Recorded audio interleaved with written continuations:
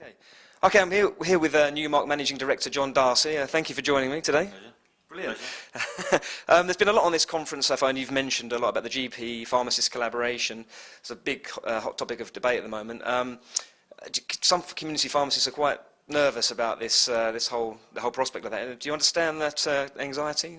I understand the anxiety. I think some are nervous about it. Actually, if you're nervous about it, you're in a better position because at least you're thinking and focusing about it. So you can kind of understand there's a reaction. I think the bigger concern are some who actually don't seem to be even thinking about it or getting engaged in it. So if you're nervous about it, you can kind of deal with that because you can say, look, we can help you through your nerves, we can get you over it, we can give you the toolkits, the ways to deal with it, the emerging agenda, explain it to you, give you some tools to tackle it. But if you're actually not even interested in it, then you've got a real problem because you don't know you need help, if I can put it that way. Yeah. Have you found a lot of pharmacists you've spoken to are not interested in sort of collaborating? I've not found anybody who's not interested. I think I've found I suppose the guys I'm speaking to tend to be the guys who are aware and we're having that conversation. There are some out there who I think are waiting for GPs either to contact them or waiting for thinking either they'll come back or leaving it to LPCs or others to actually do the job. Now, my view on that is that that's a very, very dangerous strategy that's unlikely to work because in an environment of any willing provider, you're looking for some kind of proactivity. So we've got to convert those guys up to get them interested and then make them nervous or anxious or whatever. But the guys who want to get engaged, then those are the guys we need to have the conversations with. Some of those are nervous. I was speaking to some just before we came down here who was saying, you know, kind of, we're not quite sure what it is we want to do. And I think the thing is that that's what they want. They know they want to get involved. How do they get involved? So the job for us is to identify for them where the commissioning groups are being established, the Pathfinder sites or whatever, put them in touch with the right people, but give them the wherewithal to deal with it. So, look, you're having a meeting with your GPs, here's the agenda, this is the ways you can help, these are the kind of areas you want to look at. And if any gaps are there in the service, we can help plug those too. So it's kind of providing, as I say, the backup and the support to help members get a constructive meeting out of a meeting with GPs. Sure, yeah. I'm sure you know a lot of community pharmacists are anxious that they'll be left out in the cold once the commissioning kicks in, or it has already kicked in. I mean, again, is that a fear that you can relate to? It is, and change is always difficult. Because you can look at change, you know, we always say change is a challenge, but in that lies an opportunity, and that's true. But when you're sitting in it, particularly from an independence perspective, you tend to operate in isolation.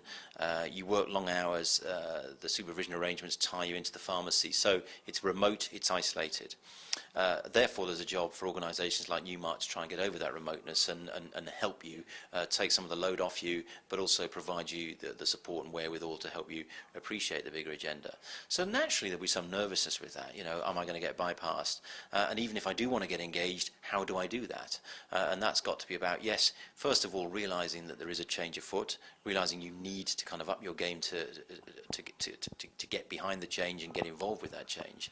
Realise that there's help out there in the form of Newmark and others, but also on a local level, working on your own where that's appropriate, but more importantly, working with others, whether it's other pharmacists, whether it's with LPCs, getting groups together. I mean, one of the things that really does show the difference between pharmacy and GP is that there's something now 177 commissioning groups of GPs have been formed up. Now, you know, they're going to need to move at a different pace from pharmacy because one assumes leading up the GP consortia, but pharmacy should be doing a similar thing. If we're in an environment of any willing provider, you know, pharmacy needs to set itself up as that willing provider.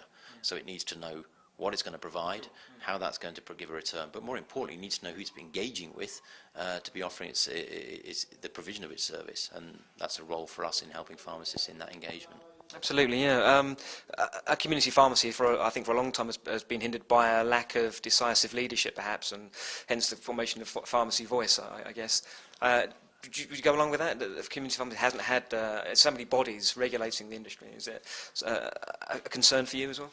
I think there's a lot of bodies. The number of bodies actually could be, I think, a bit of a red herring. I think the important thing is what that number of bodies are saying. And I think on key issues in recent years, there has actually been quite a lot of continuity, a lot of similar messaging on the key issues. The concern I have is that there are bodies speaking for the large guys, bodies speaking for the medium-large guys, but actually the representation for independents is either very little or in the wrong areas. So independent pharmacy is underrepresented, and I think that is an issue for them because independents have particular needs. The larger companies are probably better able to take care of themselves. Yes. The independents have those needs, and so there is a need for better representation. And I think in appropriate situations, a role for Newmark in helping with that representation, in putting voices across, either directly if needs be, or probably more properly working with other bodies. Yeah, what do you make of the pharmacy voice? The body was. I mean, is that designed to cure that problem, as it were? I think in as much as Pharmacy Voice could be let's call it a confederation for pharmacy, so you've got, if you like, an overarching, an umbrella organisation that's distilling the key messages and putting them into one, then I think it's a good idea.